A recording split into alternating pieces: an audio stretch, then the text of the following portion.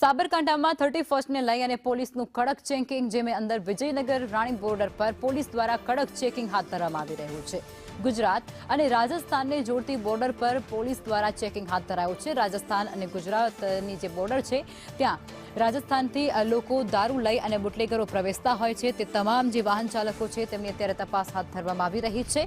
Police surveillance team સહિત ખાનગી એજન્સીઓ પણ એલર્ટ મોડ પર આવી ચૂકી છે।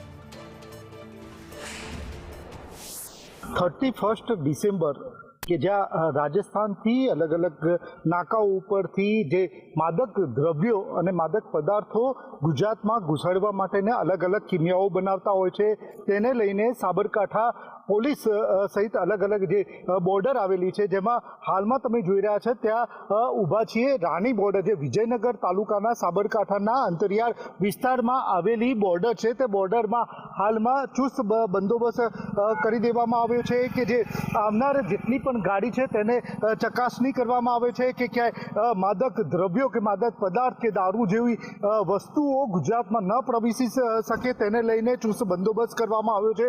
થોડા દિવસ જ અગાઉ કે જે 1 કરોડ કરતાં વધુનો મુદ્દામાલ દારૂનો જથ્થો ગાંભોઈ સાઈડથી પકડાવ્યો હતો। પોલીસના બંદોબસ્ત લાગી ચૂક્યા છે।